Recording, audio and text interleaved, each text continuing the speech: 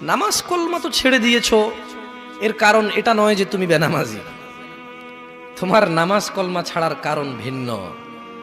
তুমি মনে করো আর কি তোমার মন চায় না, তুমি পারো না, তাই তুমি নামাজ পড়ো না। আসলে তোমার তাওহীদে সমস্যা। কোথায় সমস্যা? মানে আল্লাহ, কে? আল্লাহ তিনি যে তোমার হিসাব নিতে সক্ষম এবং তিনি যে তোমার হিসেব নিবে, তুমি এটা পরিপূর্ণভাবে বিশ্বাস করো, তাহলে তো তুমি নামাজ পড়তে। তুমি মনে করো আর কি তুমি নামাজ পড়ছো না, তুমি গাফেল। এই জন্য তোমাকে বলেছি আল্লাহকে ভয় করতে হবে। ফর এক্সাম্পল, আল্লাহ নামাজ ফরজ করেছে। কে নামাজ ফরজ করেছে? আল্লাহ।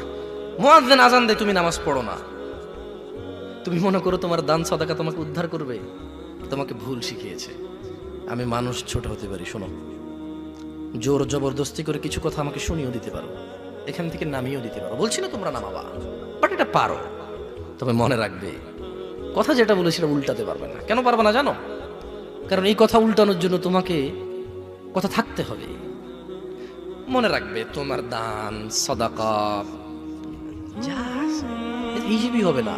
তুমি কি মনে করো হিন্দু লোককে আল্লাহ প্রশ্ন করবে কিয়ামতে, এ হিন্দু, এতগুলা বুতকে পূজা করছিস, ঠিক আছে বল নামাজ কেন পড়িসনি? ও তো মুশরিক। বুঝুনি মনে হয়? এটা স্কুল, এখানে আমি পড়ি না, আমার কি পরীক্ষা হবে? বুঝে দিতে পারিনি মনে হয়।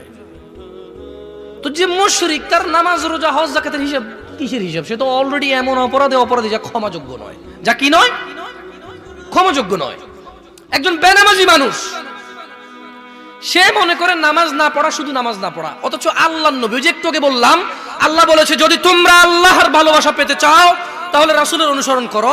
রাসূল বলছে যে নিশ্চয়ই কাফের এবং মুশরিকের মধ্যে আর আমাদের মধ্যে পার্থক্য হচ্ছে নামাজ। তুমি মনে করো নামাজ না পড়া। ওই যে তুমি খুঁজে পাও না মুসলমান কিভাবে শিরিক করে, এই যে নামাজ না ছাড়লে শিরিক হয়। দেখো, আমি অনুবাদক, এখানে যারা বুখারী পড়ায়, মুসলিম পড়ায়, তিরমিজি পড়ায়,